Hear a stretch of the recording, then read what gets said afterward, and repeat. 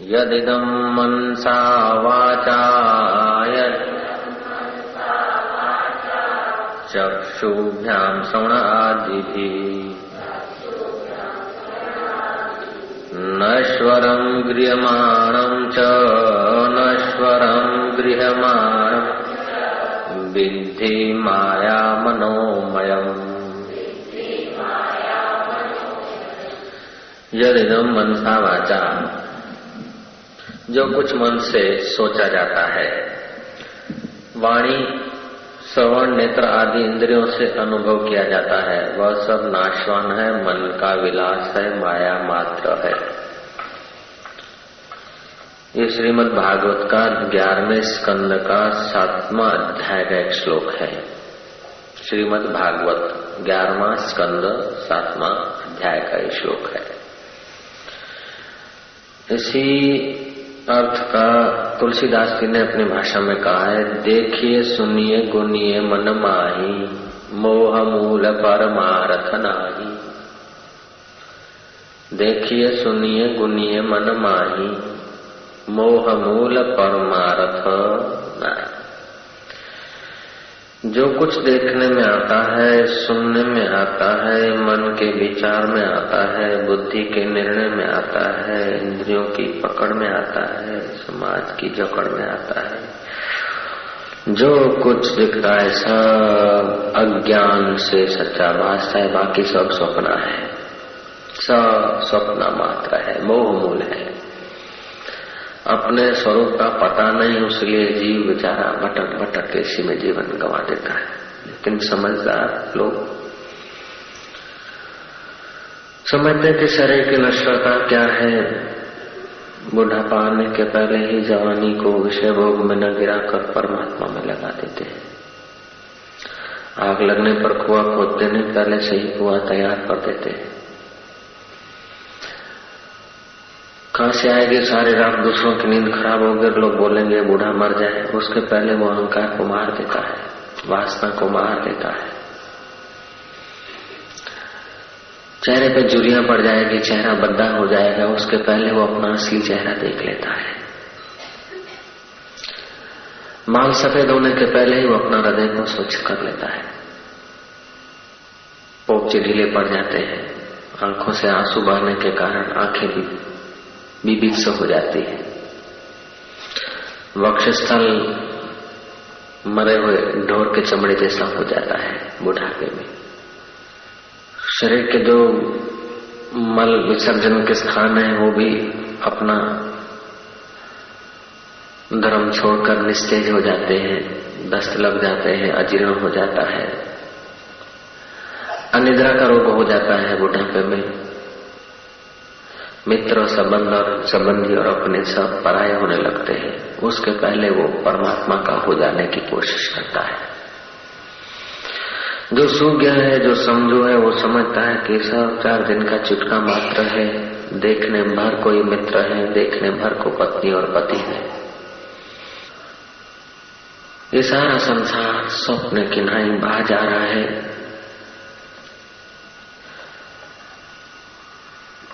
मौत के पहले वो अपना सामान सजा लेता है। उस वैराग्यवान की बुद्धि में सदा ऐसा ही रहता है। जैसे अजगर की कोई शयानी बनाकर आराम करता है, अग्नि को कोई आलिंगन करने की इच्छा नहीं करता, वमन किए हुए भोजन को कोई ग्रहण करने की इच्छा नहीं करता, ऐसे वो विषयों की इच्छा नहीं करता, वाहवाही की इच्छा नहीं करता, धन की इच्छा नहीं करता, निर्धनता की इच्छा नहीं करता। उसको तो ये लगन होती है कि बस परमात्मा को कैसे पाले। कई जन्मों में कीट बना था, कई जन्मों में पतंग बना था, कई जन्मों में बंदर बना था, कई जन्मों में देवता बना था। उस वैराग्यवान को तो देवताओं का सुख भोग कुत्ते का सड़ा मांस जैसा लगता है। अप्सराएं उसको मरी हुई हिरणी जैसी लगती है, वाहवाही उसको सुकर की विष्ठा जैसी लगती है। हम समझते होंगे कि जिस बुद्ध पुरुष की वाहवाही करते उसको बहुत मजा आता होगा, लेकिन उसको न मजा आता है न सजा आता है। साधक को तो सजा होती है। साधक के लिए प्रतिष्ठा सूकर की विष्ठा जैसा लगता है। मूर्ख को प्रतिष्ठा से रस आता है, मूढ़ को प्रतिष्ठा में रस आता है। साधक को प्रतिष्ठा जहर जैसी लगती है। सिद्ध के लिए जिसने अपना काम बना लिया है उसके लिए प्रतिष्ठा अप्रतिष्ठा सब मनोमात्र है। सारा विश्व मनोमय है, माया मात्र है। यदिदं मनसा वाचा चक्षुभ्याम श्रवण आदि भी, मन से, वाणी से, चक्षु से, कानों से जो कुछ सुनाई दिखाई पड़ता वो सब मनोमय है। तुम्हारी मन की वृत्ति को अंतर्मुख कर देखो, फिर प्रशंसा निंदा कुछ नहीं, भोग और त्याग कुछ नहीं, मित्र और अमित्र कुछ नहीं, कुछ नहीं में सारा धमाधम हो रहा है। जो समझदार है, जो सुज्ञ है, वो अपना एक एक श्वास अनमोल समझते हैं। जैसे तपे हुए लोहे का पान करने की इच्छा नहीं होती, ऐसी उसको विषय भोग की इच्छा नहीं होती। वो समझ लेता है। जैसे तैराकू अथवा नदी पार करने वाला सुनता है कि नदी के बीच मझधार में गहरा पानी है तो पहले से तुम्बा बांध देता है। ऐसे संसार सागर से तरने के लिए पहले ही वो ज्ञान का तुम्बा बांध लेता है। यदिदं मनसा वाचा चक्षुभ्याम श्रवण आदि भी। गुरु और शिष्य जा रहे थे। गुरु ने कहा, देख बेटा, कुछ बनना मत, बनेगा तो बिगड़ेगा, कुछ बनना मत, मेरे साथ है तो फिर कुछ बनना मत। साधक भी कुछ बनने की इच्छा नहीं करता। मूकवत, जड़वत, लोष्टवत, काष्ठवत। बहुत चतुर मत बन, नहीं तो बेमौत मारा जाएगा संसार में। डाह पस्याण पखे चले नाम नीय सा लाए, कह नानक सुनरे मना वृथा जन्म न गवाए। चेहरा लथड़िया खाए, बीबित से चेहरा हो जाए, पड़ोसी कहेंगे कि बुढ़ा रात भर नींद खराब कर रहा है। रोग घेर ले उसके पहले ही वो निरोग आत्माओं की औषधि को जान लेता है। ये विवेकी मनुष्यों का काम है।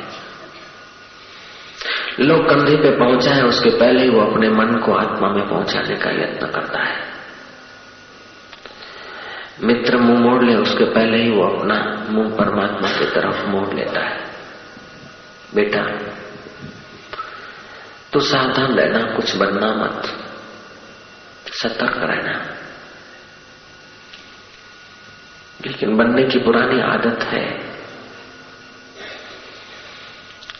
घूमते घामते जा रहे हैं किसी राजा की बगिया में।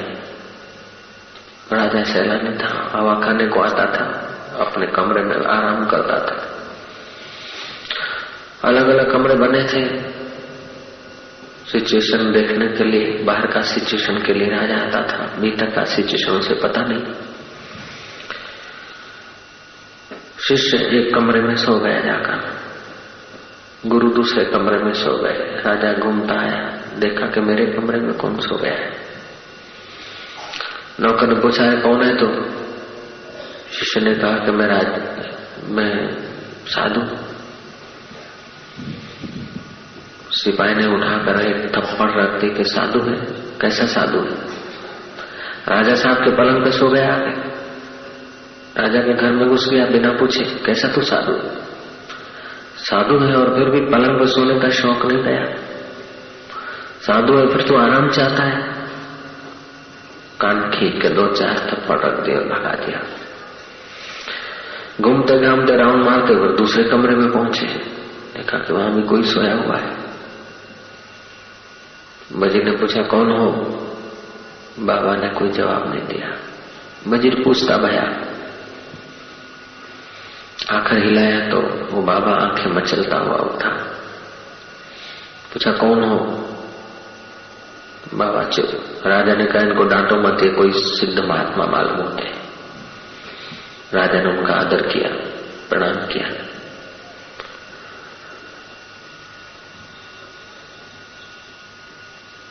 जब कुछ जीव बनता है तब अहंता जोड़ता है, अहंता मार खाती है। अहंता और ममता मार खाती है, और ये अहंता ममता में कोई सार नहीं है। भागवत कहता है यदिदम मनसा वाचा चक्षु व्याम श्रवण आदि भी, जो कुछ मन से सोचा जाता है, वाणी से श्रवण और नेत्र आदि इंद्रियों से अनुभव किया जाता है, वह सब नाशवान है। मन का विलास है, माया मात्र इदम सर्वम, ये सब माया मात्र है। जिसको अज्ञानी पामर मूर्ख लोग सच समझकर अपना जन्म गंवा रहे हैं, उस संसार में कोई सार नहीं, कोई किसी का नहीं है। हाड़ मांस का देह, रक्त परों से भरा। जैसे समझदार आदमी श्वान की त्वचा में पड़ा हुआ खीर पान करने की इच्छा नहीं करता, ऐसे समझदार दूसरे गर्भ में माताओं का दूध पीने की इच्छा नहीं करता। जैसे कोई लेट्रिन के पाइप में निद्रा करने के लिए नहीं जाता, ऐसे ही दूसरे जन्म में माता के उस पाइप में 9 महीने 13 दिन आराम करने की इच्छा नहीं करता समझदार आदमी। देखिए सुनिए गुनिए मन माही, मोह मूल परमार्थ नाही। ये सब मोह मूल है, इसमें कोई सार नहीं है। धनी होने में सार नहीं, निर्धन होने में सार नहीं, बहुत कमाने में भी सार नहीं, भिखारी होने में भी सार नहीं, स्वर्ग होने में भी सार नहीं। सब असार, सब माया मात्र है। जैसे रक्त और परों के भरे हुए कुंड में कोई स्नान करना नहीं चाहता, जैसे पामर और दारूड़िए व्यक्ति को कोई न्यायाधीश बनाना नहीं चाहता, ऐसे ही अज्ञानी मन के कहने में साधक नहीं चलता। ओम ओम ओम ओम ओम ओम।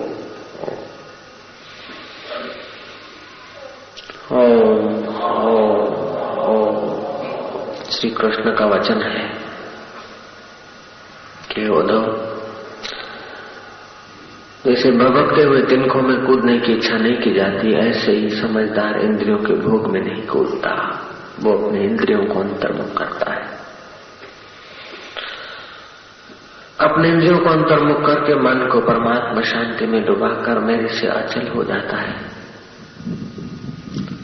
सुखदेव जी महाराज सावधान करते हैं, परीक्षण विलासी आदमी के लिए तो सारा संसार छोटा है, सारे संसार की चीजें कम है, लेकिन वैराग्यवान के लिए जो कुछ है बहुत कुछ है। हाथ में भोजन लेकर खाने को मिल जाए तो बर्तन क्यों रखना, खोबे में पानी पी सकता है तो गिलास क्यों संभालना पड़े। भुजाओं कोई अपना तकिया बनाकर आदमी आराम कर सके तो तकिया क्यों बढ़े। जिसको 7 दिन में मुक्ति चाहिए उसको संग्रह तो नहीं, लेकिन जो कुछ है उससे भी उपराम होकर सतत हरि का चिंतन करके हरि रूप हो जाना चाहिए। जिसके केश मौत में पकड़े हैं उसको अधिक मित्र नहीं बनाने चाहिए, अधिक जगत की बातें नहीं करनी चाहिए, उसे शुचि होना चाहिए, दक्ष होना चाहिए, उदासीन होना चाहिए, गत व्यथा होना चाहिए। अनपेक्षा अपेक्षाएं न रखे, अपेक्षाएं न करे। किसी का धन, किसी का साम्राज्य, किसी का ऐश्वर्य छोड़ देखकर इच्छा न करे, क्योंकि मन सत्य संकल्प है। फिर उस अवस्था में आना पड़ेगा, फिर जन्मना पड़ेगा, फिर मरना पड़ेगा। इसलिए दक्ष होना चाहिए। जैसे तैसे संकल्प करके अपने को कर्म के बंधन में न डालो, लेकिन ऐसे संकल्प करो कि जो कर्मों के बंधन बना है उसको काटो। अभी जो तुम्हारी स्थिति है, अभी जो तुम्हारी अवस्था है, अभी जो तुम हो, ये तुम्हारे संकल्पों का रूपांतर है। पहले के किए हुए संकल्प अभी तुम हो, और इस होने से भी काम नहीं चलता और होने से भी काम न चलेगा। तुम कुछ होने की इच्छा मत करो। सतत सावधान रहकर उस आत्म पद को जान लो।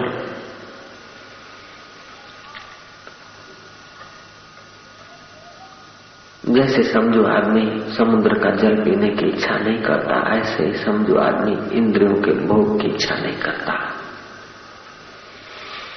वांगू मक्खन पेड़ियां सुंदर विषय पिछाड़, ये लड्डू चूने जहर के खावण मर जान। जैसे चूने के लड्डू मक्खन के पिंड जैसे लगते हैं, लेकिन खाने मात्र से जीव का मृत्यु हो जाता है। ऐसे विषय सुख कर भासते हैं, भोगने मात्र से बल बुद्धि तेज तंदुरुस्त आयुष्य नाश हो जाता है। बुढ़ापे में मन चंचल हो जाएगा, अधैर्य हो जाएगा, उसके पहले ही वो मनन कर लेता है।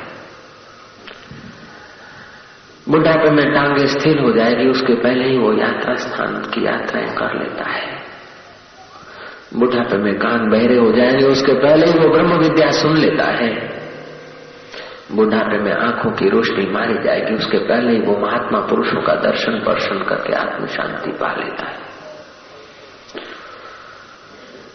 बुढ़ापे में बुद्धि चंचल अस्थिर अग्रहणी शक्ति हो जाएगी, उसमें उसके पहले ही वो बुद्धि को स्थिर बुद्धि को जवानी में ही आत्मा में स्थिर कर लेता है, ध्यान में स्थिर कर लेता है। बुढ़ापा आने के पहले ही, आग लगने के पहले ही वो ज्ञान का कुआं खोद लेता है। हे उद्धव, मैंने कई प्रकार के जीव और जंतुओं की रचना की, मैंने वृक्षों की रचना की, पशुओं की रचना की, पशुओं की रचना की। 2 पैर और 2 हाथ वाले आदमी की अपेक्षा मुझे और कोई अधिक प्यारा नहीं।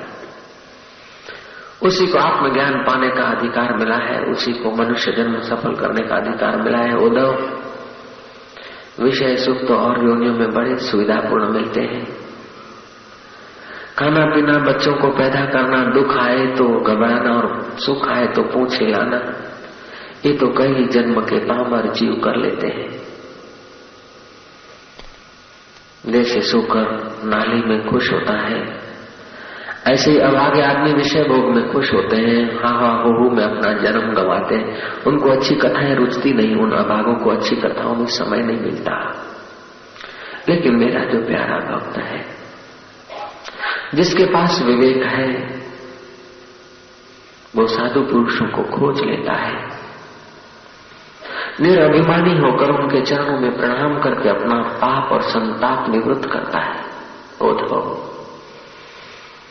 मेरे जो साधु पुरुष हैं, उनके दर्शन पर्शन से उसको मेरी याद आती है।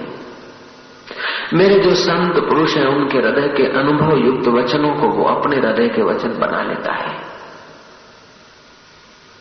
उद्धव, और अधिक तुझे मैं क्या कहूं। जैसे उल्लू को सूर्य नहीं दिखता, ऐसे ही विषय के भोग में जो उल्लू हो गए, उनको ज्ञानियों का ज्ञान नहीं दिखता। बेहद भागी अभागे धन ऐश्वर्य में ही अपना जीवन गंवा देंगे और बुढ़ापे में पश्चाताप करके मरेंगे। फिर विष्ठा के कीड़े होंगे, फिर भी उनके दुख दूर न होंगे। पुत्र में मोह होगा, पौत्र में मोह होगा, पुत्र और पौत्र के विष्ठा के कीड़े बनकर भी वे दुख से न छूटेंगे। तुलसीदास कहते हैं, जो न तरे भवसागर न समाज अस पाई, सुकृत निंदक मंद मति आत्महन अधोगति जाई। वो कृतघ्न है, निंदनीय है, मंदमती है, आत्महत्यारा है, अधोगति को जाएगा। कुत्ते के पेट में आएगा, गधी के पेट में आएगा, कीड़ों के पेट में आएगा, वृक्ष बनेगा। ऐसे भोगियों का वो संग नहीं करता। जैसे त्यागे हुए मल का संग नहीं किया जाता, त्यागे हुए मल को हाथ में नहीं लिया जाता, ऐसे ही वो ऐसे पामर विषयी व्यक्तियों का साथ नहीं करता। वो मूढ़ों के हाथ में अपना हाथ नहीं देता, उसका हाथ तो साधुओं के चरणों तक पहुंचता है। उसके हृदय तो साधुओं के लिए खुला रहता है, उसका हृदय भूखियों के लिए बंद हो जाता है।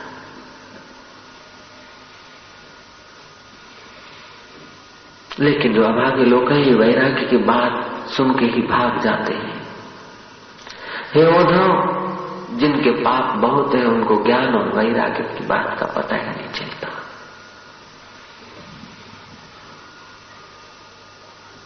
लेकिन जिसके पुण्य पुंज हैं, जिनके भाग्य खुले हैं, जिन पर मेरी कृपा है, जिन पर माता पिता का आशीर्वाद है, जिन पर किसी गरीबों की दुआ है, उनकी अक्ल काम देती है। वो संसार के सागर में डूबने के पहले ही आत्मज्ञान का किनारा ढूंढ लेते हैं। नाक की टेढ़ी हो जाती है, गाल लथड़ जाते हैं, उसके पहले वो अहंकार को लथड़ा कर साधु पुरुषों से आत्मज्ञान सुनकर अपने जीवन को आत्मा में स्थिर कर देता है। हे उद्धव, अधिक तुझे क्या कहूं, ये पुत्र मेरे हैं, ये परिवार मेरा है, ऐसी दुर्बुद्धि को त्याग कर, इस सब को मनोमात्र समझकर, माया मात्र समझकर इसका मोह त्याग दे। हे उद्धव, तू बद्री का आश्रम जा, इंद्रियों की चपलता छोड़, जगत की चीजों की वासना छोड़, ये आंखों के विषय, ये कानों के विषय, ये नाक के विषय, ये शिश्ना के विषय मूर्ख लोगों को भटका देते हैं। मछली जैसे स्वाद में अपना जीवन बर्बाद कर देती है, ऐसे ही तू जीवा के स्वाद में अपना जीवन बर्बाद मत करना। हिरण जैसे शब्द में अपना जीवन बर्बाद कर देता है, ऐसे ये उद्धव तुम अपना बाहर के गीत गान में अपना जिंदगी बर्बाद मत करना। हाथी जैसे हथिनी को देखकर कामांध हो जाता है, खड्डे में गिरता और सारी जिंदगी महावत की गुलामी सहता है, ऐसे काम रूपी महावत की गुलामी सारी जिंदगी सहकर अंत में क्या मिलता है? अंत में क्या हाथ लगता है उद्धव? श्री कृष्ण कितनी सुंदर बात कह रहे हैं। श्री कृष्ण ऐसा नहीं कहते हैं कि बस कृष्ण कृष्ण कृष्ण करते रहो। श्री कृष्ण कहते हैं कि मैं जो कहता हूं उसको समझकर संसार से उपराम हो जाओ। मैं जो तुम्हारे हृदय में छुपा हूं उसमें तुम आराम करो, फिर मेरे में और तुम्हारे में कतई भेद न रहेगा। विषयों की गुलामी करने से तुम तुच्छ हो जाते हो, दीन हो जाते हो, और अपने आत्मा में आराम करने से तुम परमेश्वर हो जाते हो। ये उद्धव चुनौती तुम्हारी है। पूर्व में हमारे कुल के यदु कुल के यदु राजा ने बहुत भोग भोगे थे, राज्य का सुख लिया था, लेकिन इंद्रियां तृप्त नहीं हुई। आत्मा के आनंद में मस्त, ब्रह्मानंद की मस्ती में मस्त अवधूत योगेश्वर को उन्होंने देखा। यदु राजा ने आदर से प्रणाम किया और कहा कि भगवान तुम्हारे पास कोई राज्य नहीं, फिर भी चेहरे पर बड़ी शांति है। तुम्हारे पास सोने के लिए पलंग नहीं है, फिर भी बड़ी शांति है। खाने के लिए व्यंजन नहीं है, फिर भी तुम्हारा चेहरा तंदुरुस्ती की और प्रसन्नता की खबरें दे रहा है। तुम्हारे पास नौकर चाकर न होते हुए भी तुम्हारा शरीर सुडौल और तंदुरुस्त रहा। हे नाथ, तुम्हारी शांति को देखकर मुझे अपने राज्य से घृणा हो रही है। तुम्हारी निश्चलता को देखकर मुझे अपना चलित राज्य से उपरामता आ रही है। यदु राजा ने दत्त को प्रणाम करते हुए पूछा, क्या आप ऐसे महान आत्मरामी कैसे हुए? आपके चित्त में परम शांति के फुहारे फुट रहे हैं। तुम्हारे दर्शन से हमको इतना आनंद आ रहा है, तो तुम्हारे अंदर कितना आनंद होगा। तुम्हारी निगाहों से इतना प्रेम टपक रहा है, तो तुम्हारे भीतर कितना होगा। अर्घ्यपाद से पूजन किया, आदर से चरणों में बैठकर हमारे कुल में उत्पन्न हुए यदुकुल में यदुराजा ने प्रश्न किया। तब जीव मात्र के परम हितैषी आत्मज्ञानी वह योगेश्वर दत्तात्रेय कहते हैं कि राजन, मैंने एक गुरु नहीं बनाया है। कई बार एक गुरु के उपदेश से जीव का काम नहीं चलता, एक बार के मंत्र दीक्षा से काम नहीं चलता। इसलिए अनेक अनेक ब्रह्मवेताओं के उपदेश को गुरु लोग दोहराकर आत्मज्ञान जगाते हैं। दत्तात्रेय गुरु हैं, जिसको आत्मज्ञान है वे सब गुरु हैं, उनको हमारा प्रणाम। जो इंद्रियों को संयत करके अपने चित्त को परमात्मा में लगाते हैं उनको हमारा प्रणाम। जो मौत के पहले, शरीर जर्जरीभूत होने के पहले, बुढ़ापा आने के पहले, मशान में राख होने के पहले, अर्थी की सवारी करने के पहले जो इंद्रियों पर सवार हो जाते हैं, ऐसे साधकों को दुख नहीं देखना पड़ता है। बाकी के लोग सर धुन धुन के पछताते हैं। सर धुनि धुनि पछतावहि, कालहि कर्महि मिथ्या दोष लगावहि।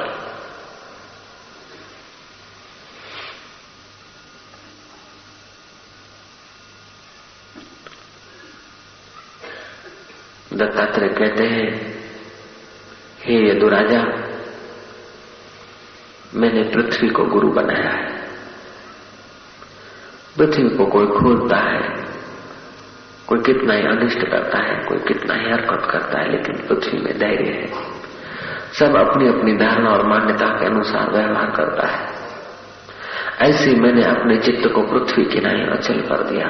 कोई भला कहे तो क्या है, कोई अवधूत कहे तो क्या है, कोई गुरियो कर दे तो क्या है, कोई चंदन का लेप कर दे तो क्या, कोई सोने के सिंहासन पर बैठाए तो क्या है, कोई थूक दे तो क्या है। आखिर तो पृथ्वी का बना हुआ पुतला पृथ्वी में मिट जाएगा। इसलिए मैं अपने चित्त को पृथ्वी का गुण लेकर अचल रखता हूं। चित्त को अचल रखने के कारण मेरी शांति अचल बनी रही है। मैंने जल को भी अपना गुरु बनाया है। जल का स्वभाव जैसे द्रवीभूत है, जल का स्वभाव जैसे शीतल है। उसे तपाया जाए तो गर्म दिखता है, लेकिन छोड़ दो तो फिर शीतल होता है। गर्मी उसका अपना गुण नहीं है। गर्मी लाई जाती है, देखने मात्र को है। जल को छोड़ दो तो फिर वो जैसे का वैसा हो जाता है। ऐसे ही मैं चित्त को छोड़ देता हूं उस चैतन्य में, तो वो चित्त चैतन्य स्वरूप में शीतल हो जाता है। जैसे जल का स्वभाव है लोगों की प्यास बुझाना, ऐसे ही मैं ज्ञान का पर्व लगाकर लोगों की अशांति और जन्म जन्म की प्यास बुझाने का प्रयास करता हूं। मैंने जल को अपना गुरु बनाया है। मैंने तेज को भी अपना गुरु बनाया है, अग्नि को अपना गुरु बनाया है। अग्नि कभी व्यक्त होती है, कभी अव्यक्त हो जाती है। ऐसे ही मैं कभी तो लोगों के बीच होता हूं और कभी एकांत में चला जाता हूं। सतत लोगों के बीच रहने से विक्षेप बढ़ जाता है। सतत लोगों के बीच रहने से इंद्रियों में आदमी जीने लगता है। सतत लोगों के बीच रहने से भोगों में आसक्ति हो जाती है। इसलिए साधक को उचित है कि सतत लोगों के बीच न रहे, कभी कभी एकांत में चला जाए। वे लोग भाग्यशाली हैं जिनको मौन मंदिर में रहने को मिल जाता है, उनको बढ़िया बढ़िया अनुभव होते हैं। एकांत वासो लघु भोजनादौ मौनो निराशा करणावरोधा। एकांतवास में जो चित्त का प्रसाद मिलता है, एकांतवास में जो आत्मा की शांति लहराती है, एकांतवास में जो अघनाश होते हैं, एकांतवास में जो परमात्मा का प्रेम मिलता है, वो कोई एकांतवासी से पूछो। मीरा को क्या मिलता है, मीरा से पूछो। बुद्ध को क्या मिलता है मौन में, बुद्ध को पूछो। कबीर को क्या मिलता है कबीर से पूछो, जनक को क्या मिला था जनक से पूछो। ओम ओम ओम ओम ओम ओम। संसार को सच्चा मानने के कारण, इंद्रियों में अपना जीवन नष्ट करने के कारण, भोगों में अपनी बर्बादी करने के कारण वो अनहद नाद सुनाई नहीं पड़ता, वो सोहम का नाद सुनाई नहीं पड़ता, वो सहज में आत्मा का आनंद दिखाई नहीं पड़ता। ओम ओम ओम ओम ओम। मैंने कई गुरु किए, इन 24 गुरुओं में एक कुंवारी लड़की भी मेरी गुरु है। घूमता घामता गया मैं। लड़की के सदपण के लिए कुछ लोग गए थे घर, माँ बाप थे नहीं, वो धान छड़ रही थी। मेहमान बैठे कमरे में, माँ आएगी, खिचड़ी बनानी है, मेहमानों के लिए भोजन बनाना है, चावल छड़ रही थी। उसके हाथ में बंगड़ियां थी। देखा कि बहुत बंगड़ियां होगी तो आवाज आएगा, मेहमान हमारे घर की दरिद्रता समझ लेंगे। बंगड़ियां उतार कर 2 रख दी, 2 में भी आवाज आ रहा था। फिर 1 उतार दी, 1 रही तो आवाज बंद हो गया। अधिक लोगों के बीच रहने से राग द्वेष होता है, तेरा मेरे का घोंघाट होता है। लेकिन साधना में तो 2 आदमी रहने से भी एक दूसरे के मानसिक आंदोलन की असर होती है। इसलिए साधना में जब बैठे तो अकेले एक होकर बैठे, एक होकर अपने को समझे। जब मैं घर में बैठूं या गुफा में बैठूं तो अकेले अपने ईश्वर में डूबा रहूं और कोई नहीं, ऐसी भावना से मैं अद्वैत भावना में स्थिर होता हूं। साधक को अकेले में कभी कभी बैठने का अभ्यास करना चाहिए, मन के विचारों को निहारना चाहिए, कभी कभी मौन होना चाहिए। मैंने उस लड़की के जोड़ियों से भी शिक्षा ले ली कि अकेला बैठना शांति का कारण होता है। मैंने अजगर को भी अपना गुरु बनाया है।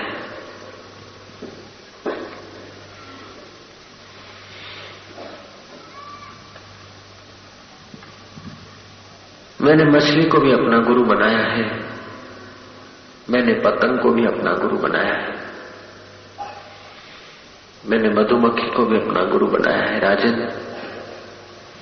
जैसे मधुमक्खी संग्रह करती रहती है, संग्रह के साथ उसका भी विनाश हो जाता है, ऐसे ही साधक को संसारी चीजों का, संसारी बातों का संग्रह नहीं करना चाहिए। यदि संसारी बातों का संग्रह करता है तो अपनी शक्ति उसमें लीन हो जाती है और साधक का नाश हो जाता है, साधना का नाश हो जाता है। तुलसीदास कहते हैं, देखिए सुनिए गुनिए मन माही, मोह मूल परमार्थ नाही। भागवत में कृष्ण कह रहे हैं, यदिदम मनसा वाचा चक्षुभ्याम श्रवणादि भी नश्वरम गृहमाणम च विद्धि माया मनोमय। जो कुछ मन से सोचा जाता है, वाणी श्रवण नेत्र आदि इंद्रियों से अनुभव किया जाता है, वह सब नाशवान है, मन का विलास है, माया मात्र है। बड़े बड़े राजे चले गए, पृथ्वी की धूलि की कणिका तुम गिन सकते हो, लेकिन यहाँ पर कितने मनुष्य आकर चले गए वो नहीं गिन सकते हो।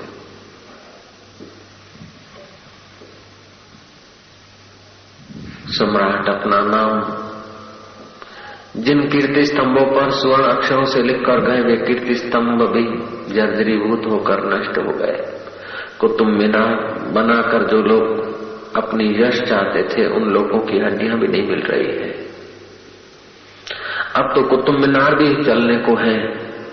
ऐसे कुतुब मीनार भी कई बने और कई चले गए, तो तुम्हारा मीनार कब तक रहेगा?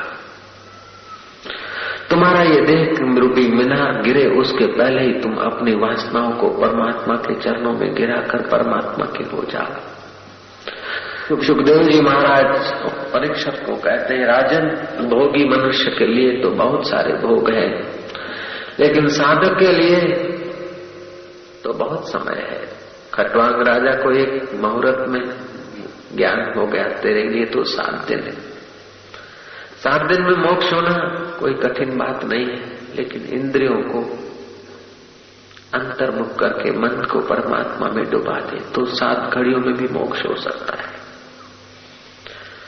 ये जगत को माया मात्र समझ, इस जगत को स्वप्न मात्र समझ। राजा वेण आया, रहु राजा आए और राजे आए, लेकिन हे राजन, सब आकर जैसे पानी में बुदबुदे होकर नष्ट हो जाते हैं, ऐसे सब राजा आकर नष्ट हो गए। तू किस राज्य की इच्छा रखता है? कबीर कहते हैं, क्या करिए क्या जोड़िए थोड़े जीवन का, आज छोड़ी छोड़ी सब जात है, सब छोड़ छोड़ कर जा रहे।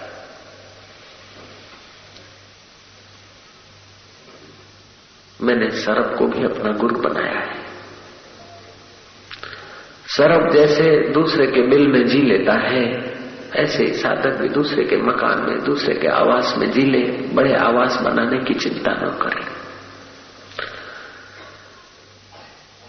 उंदर खोदन बोरिंग भोगवे, कुओ बिर ठाहींदो आहे, कुओ विंदो खोटींदो, घिड़ंदो वेंदो बिर में, हलंदो वेंदो बिर में, वॾो बिर शाही ठाहींदो। नांग ईंदो बिर में घुसंदो, कुएं खे खाई वेंदो, पाण अची बिर में रहंदो। उंदर खोदे अने बोरिंग भोगवे। ऐसे गृहस्थी आदमी तो खूब कथा करते हैं, त्यागी सन्यासी और ब्रह्मचारी उसको भोग कर भगवान के रास्ते चल पड़ते।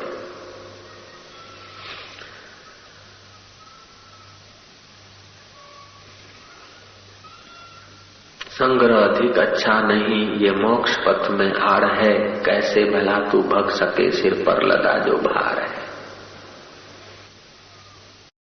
एक सेठ फकीर के चरणों में आया, बाबा जी मुझे दया करके शांति दीजिए।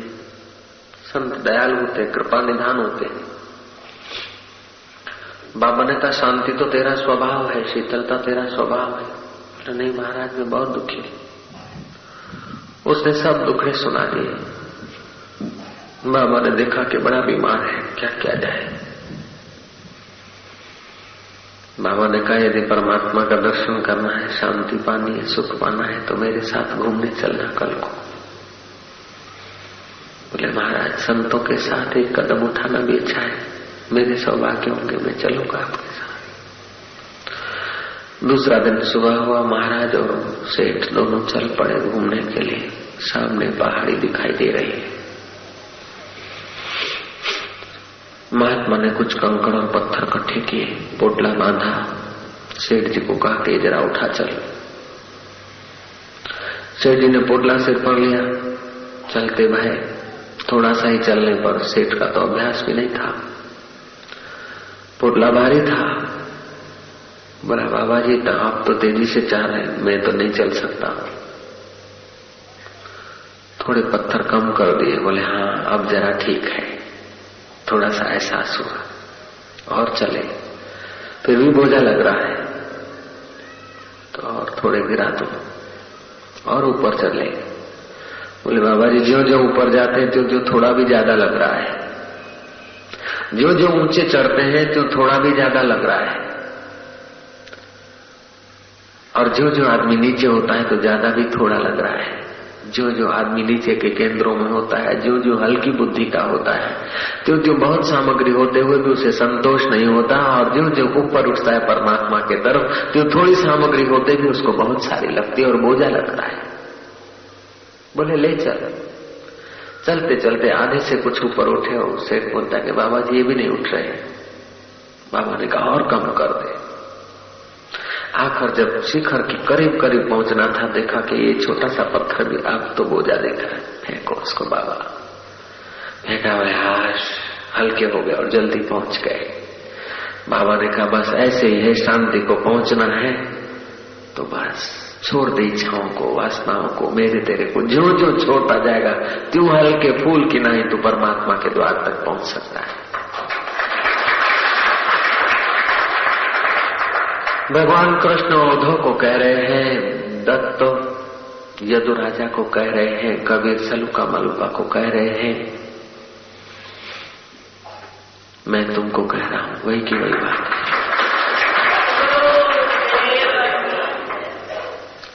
यदिदं मनसा वाचा चक्षुर्भ्याम श्रवण आदि भी नश्वरम गृह्यमाणं च विद्धि माया मनोमयम। देखिए सुनिए गुनिए मन माही मोह मूल परमार्थ नाही। सब मोह मूल है। थापा आ गया। लड़के कहने में नहीं चल रहे हैं, खेद होता है, और कहने में चलते हैं तो राग होता है। जमाई अच्छा है तो अहंकार होता है, और बुरा है तो विषाद होता है। पुत्र के घर पुत्र है और दादा दादा कहते हैं तो मोह होता है, और पुत्र के घर संतान नहीं है तो चिंता हो रही है। कबीरा कुत्ते की दोस्ती दो बाजू जंजाल, रीझे तो मुंह चाटे और खींचे तो पैर काटे। जगत के लोगों के साथ मेल है तो तुम्हारा समय नाश कर लेते हैं, और द्वेष है तो अशांति पैदा कर देते हैं। कृष्ण कहते हैं उद्धव तू किसकी मित्रता करेगा, कब तक लोगों के बीच रहेगा। उठ जा, वैराग्य का आश्रय रख। वैराग्य राग रसिको भवा, वैराग्य में ही राग रख। वितराग भय क्रोध मुनि मोक्ष पराया। राग भय क्रोध से हटकर मोक्ष के परायण हो जाए मनुष्य जन्म। जैसे अंधा आदमी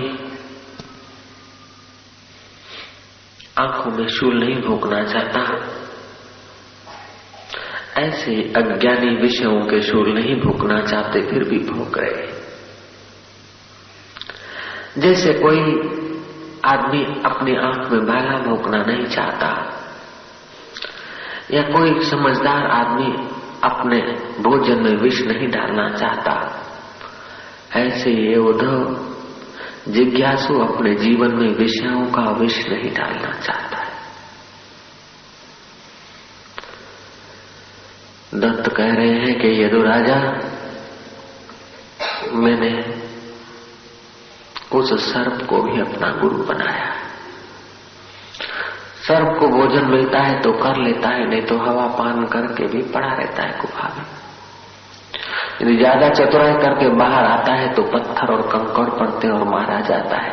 ऐसे ही मेरा मन भी ज्यादा चतुराई करके बहिर्मुख होता है तो लोगों की धिक्कार और फटकार उसको मिलेगी, इसलिए मैं अपने मन को अंतर्मुख कर लेता हूं।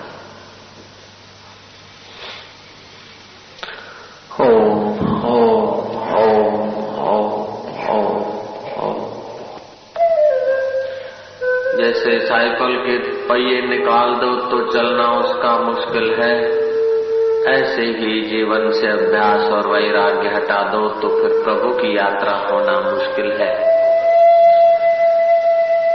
ध्यान का अभ्यास करो और विवेक के साथ अपने भीतर छुपे हुए वैराग्य को जगाकर वैराग्य राग रसिको भवः। श्रीमद् भागवत के 11वें स्कंद में 7वें अध्याय में भगवान कृष्ण उद्धव को उपदेश देते हैं। यदिदं मनसा वाचा चक्षुर्भ्याम श्रवण आदि भी नश्वरम गृह्यमाणं च विद्धि माया मनोमयम। ये उद्धव, ये मनोमय संसार है जो इंद्रियों से देखा जाता है, कानों से आंखों से जो देखा सुना जाता है, मन और बुद्धि से जो सोचा समझा जाता है, वो सब माया मात्र है। इस माया मात्र जगत की चीजों में मूर्ख अज्ञानी फंस मरते हैं। तुम विवेक का आश्रय लेकर अपने अभ्यास और वैराग्य का बल लगाकर दुष्ट इंद्रियों के प्रवाह को रोककर अंतर्मुख करो। फिर मुझे अंतर से ऐसे मिलोगे कि फिर कभी बिछड़ने का दुर्भाग्य न आएगा।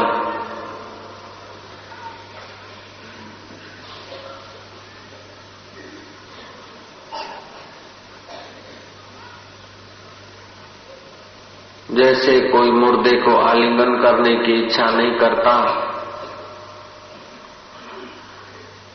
लोभ में तपी हुई पुतली को जैसे कोई आलिंगन करने की इच्छा नहीं करता,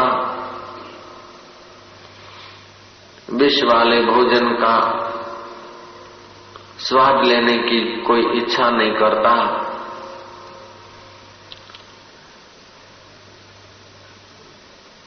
जैसे नरक के रक्त और परु के खंड में गोते खाने की कोई इच्छा नहीं करता, जैसे विष्टा के हौद में आराम लेने की कोई इच्छा नहीं करता,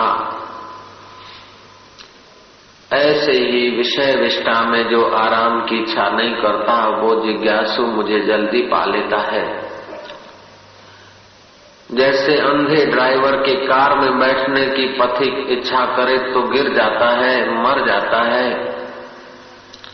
ऐसे ही अहंकार अंधे के कहने में जो साधक चलता है उसकी साधना नष्ट हो जाती है। मैंने दत्तात्रेय कहते हैं कि हे यदुराजा, मैंने मकड़ी को भी अपना गुरु बनाया है। जैसे मकड़ी अपने से जाला निकालती है और फिर अपने में समेट लेती है, ऐसे ही वो परमात्मा अपनी चित्त शक्ति द्वारा ये जगत का विस्तार करते हैं और फिर अपने में समेट लेते हैं। जीव भी अपने चैतन्य सत्ता के द्वारा हर रोज संसार का विस्तार करता और रात्रि को समेट लेता है। अष्टावक्र कहते हैं कि जैसे समुद्र में लहरियां हैं, ऐसे ये विश्व मुझ में है। मैं विश्व स्वरूप आत्मा हूं, ये संसार की लहरियां हैं। मुझे कोई ग्रहण नहीं, कोई त्याग नहीं, मैं अपने आप में परितृप्त हूं। पुराणों की कथा है, कोई बाबा के चरणों में कठियारे ने प्रणाम कर दिया। बाबा जी, पूरा नहीं होता है, काठियां बेच बेच के जिंदगी बर्बाद किए जा रहा हूं, कृपा हो जाए नाथ। बाबा ने कहा, बेटा थोड़ा आगे जाया कर। कठियारा आगे गया तो चंदन के लक्कड़ मिलने लगे। कोई गरीबी दूर हुई, कुछ अमीरी आई। बाबा के साथ कभी कभी चर्चा कर लेता था धर्म कर्म की। फिर बाबा को कहा कि बाबा, मेरे से और लोग बहुत मालदार हैं, कुछ कृपा करो। बाबा ने कहा, और आगे जाओ। कहानी कहती कि वो आगे गया, उसे खाने मिली तांबे पित्तल की और कोई धातुओं की। अमीर हुआ। कुछ समय के बाद बाबा के पैर पकड़े, बोले, बाबा और यदि कोई आदेश हो तो कहो। बाबा ने कहा, और आगे जाओ। स्वर्ण और हीरो की खाने मिली, अत्यंत मालदार हुआ। झोपड़ी की जगह पर महल हो गए, टूटे बर्तनों की जगह पर सुवर्ण की थालियां हो गई। कंधे पे बोझा उठाने की जगह पर अब रथ में घूमने का मिल रहा है, लेकिन चित्त में शांति नहीं है, चित्त में आनंद नहीं है। बाबा के पैर पकड़े, बोले, बाबा पहले जो काठी करके जीता था उसमें तो मजे की नींद आ जाती थी, अब तो नींद भी हराम हो गई। बाबा ने कहा, वापस आ। बोले, बाबा वापस आने को कहते तो कंपन होता है, अब कृपा करो वापस भी ना आऊं और कुछ शांति मिले। बाबा ने कहा, तो और आगे जा। जवाहरात मिले। बोले, बाबा ये सब हुआ है, लेकिन अब चित्त में डंक लगते हैं कि इसका क्या होगा, मेरा क्या होगा, ये छूट जाएंगे क्या होगा। बाबा ने कहा, और आगे जा। और आगे गया तो एक आत्मनिष्ठ महापुरुष की झोपड़ी दिखाई दी, जो सदा परमात्मा की मय को पीकर, जिनकी आंखों से वो मदिरा टपक रही है, जिनके होठों से वो मदिरा हिल रही है, जिनके दिल और दिमाग से ईश्वर आनंद के सिवाय और कोई बात सत्य नहीं भासती, ऐसे एक ब्रह्मनिष्ठ महापुरुष की झोपड़ी दिखाई दी। कठियारा को बड़ी श्रद्धा हुई कि एक बाबा ने आगे आगे करते हीरे जवाहरात तक पहुंचा दिया। अब ये बाबा मिल गए, बाबा के चरणों में बैठे। बाबा में ऐसा था, कठियारा था, फिर तांबे की, फिर सोने की, ऐसी खाने मिलते मिलते अब लौकिक ढंग से तो मैं बहुत सुखी दिखता हूं। संसारियों को तो मैं बड़ा सेठ दिखता हूं, नगर सेठ दिखता हूं, लेकिन चित्त में शांति नहीं है। आगे जाते जाते अब आप तक पहुंचा हूं। बाबा ने कहा कि मेरे तक पहुंचा है, अब तू अपने तक भी तो पहुंच। कठियारा कहता कि बाबा नहीं जानता हूं मैं, कठियारा पुराना, मेरी जात कठियारा है, अभी सेठ हूं। ये सब जात बात दब गए, तो सेठ जी हूं। बाहर से लोगों की नजर सेठ हूं, लेकिन अंदर से बड़ा कंगाल हो गया हूं। कोई खुशी नहीं भीतरी, भीतरी कोई तसल्ली नहीं, भीतरी कोई शांति नहीं। बाबा ने कहा इतना यदि समझ में आता है तो सौभाग्य है। कई अंधों को तो पता ही नहीं चलता और जीवन बर्बाद कर लेते। कई ऐसे अंधे हैं कि धन के मद से अपने को सेठ मानकर न साधु की शरण पहुंचते, न अपने आत्मा की शरण आते हैं। तेरे में सद्गुण है, क्योंकि साधु के आशीर्वाद से जो संपत्ति मिली है उसमें तेरे को विवेक है। अब तो ऐसा कर,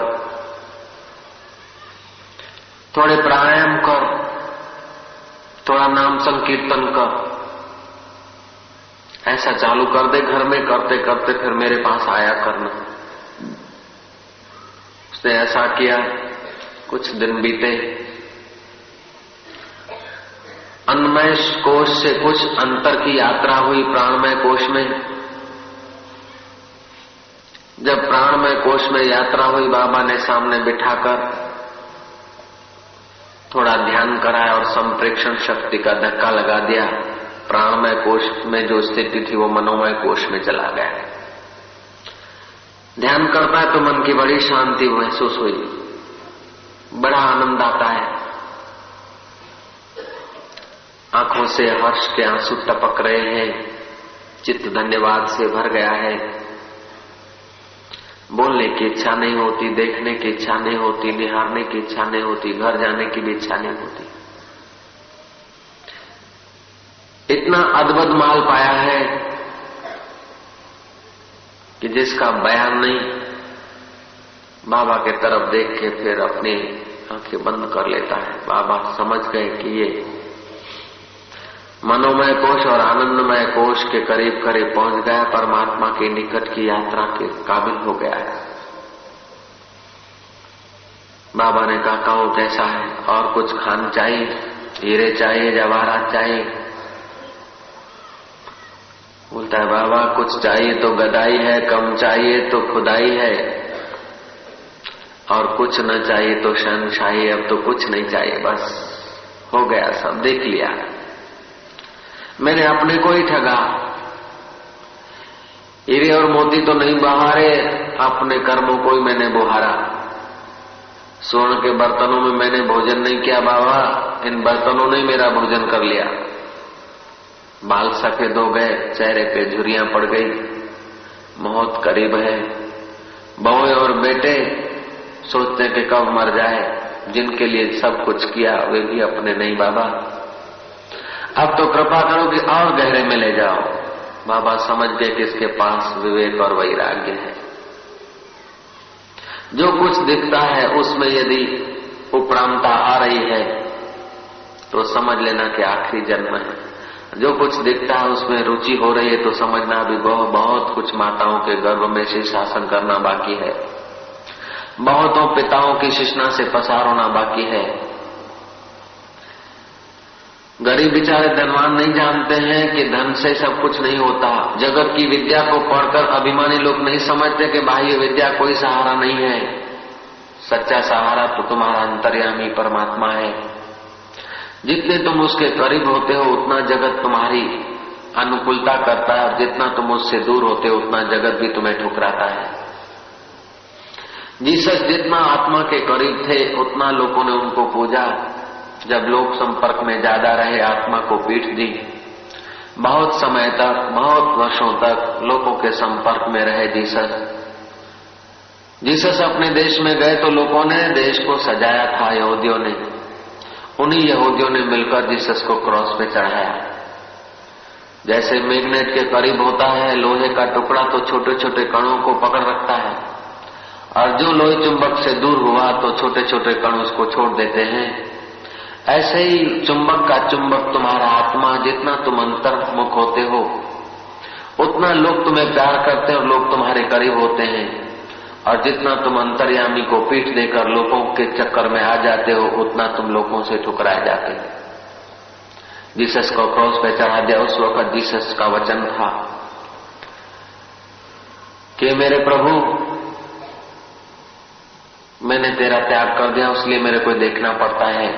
अपने शिष्यों को कहा कि मैं मानता हूं कि मेरी शक्ति निकल गई, मुझे ऐसा हो रहा है कि मेरी शक्ति सब बिखर गई है।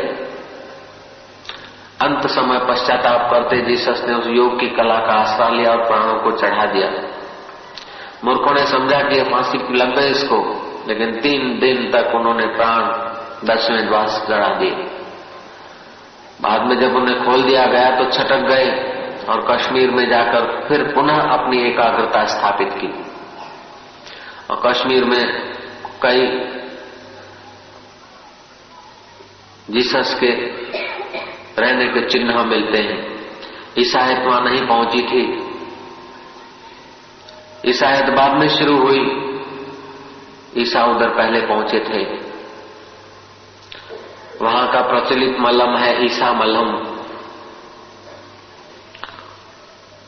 लोगों का कहना है कि ईसा को जब घाव हो गए थे, दुर्जनों ने सताया था, तो इसी मलहम से वो ठीक हुए, और ये मलहम ईसा के आशीर्वाद से अब बड़ा प्रसिद्ध हुआ। इस मलहम में बड़ा चमत्कार है, सब घावों को ठीक करता है। जो आत्मा के करीब होता है उसके नाम से सब घाव ठीक हो सकते हैं। तो तुम यदि आत्मा के करीब हो जाओ तो तुम्हारे कई विकार के घाव भी तुम्हें ठीक कर सकते हैं। कृष्ण कहते हैं, उद्धव मुझे साथ ले चल, मैं आपका हूं, मैं आपके साथ रहूंगा। ऐसी दुर्बुद्धि को छोड़, साथ कोई आया नहीं, साथ कोई गया नहीं, तत्व से कोई बिछड़ा नहीं और शरीर से कोई कभी साथ रहा नहीं। तो पुत्र और परिवार में आसक्ति का त्याग कर, देह को मेरा मानकर इस देह के पीछे, पालन पोषण के पीछे शिशुपाल की नाई जिंदगी मत गंवाना। जो शिशुओं को पालने में लग जाता है उसे शिशुपाल कहा जाता है। जो बाल बच्चों की चिंता में आत्मा का घात कर लेता है वो शिशुपाल है। उसका घात बरसभा में हुआ करता है। हे उद्धव, तू संतर्यामी आत्मा का सहारा ले। उद्धव, तू वैराग्य का सहारा ले, बद्री का आश्रम जा। जो मैंने तुझे उपदेश दिया है उसको विचार कर, और अंदर में अपने स्वरूप को पाले। दत्त यदु राजा को उपदेश दे रहे हैं कि राजन, तेरे राज्य से तूने सब सुख देख लिए। कठियारे को वो महात्मा कह रहा है कि कठियारा, तूने धन जायदाद देख ली। जिससे धन का उपभोग होता है, जिससे जायदाद का स्वाद आता है, ये लोलुप मनुष्यों को इंद्रियों के विषय लुभा लेते हैं। जैसे तिनकों को हवा बहा लेती है, ऐसे मूर्ख आदमी के मन को इंद्रियां बहा ले जाती है। तू विवेकी बनना, अब अपनी साधना को नष्ट भ्रष्ट मत करना। अपने मौन और एकांत शांति का बलिदान तो तुच्छ विषयों के पीछे नहीं देना। जैसे मूर्ख बच्चा बिस्किट की लालच से स्वर्ण का टुकड़ा दे डालता है, ऐसे ही इंद्रियों की लालच से तुम आत्मा की शांति का त्याग नहीं करना। अभागे आदमी को सत्संग में और ध्यान में रुचि नहीं होती। एक कठियारा, तू सौभाग्यशाली होना, अंतर में छुपे हुए तेरे परमात्मा को प्रार्थना करना।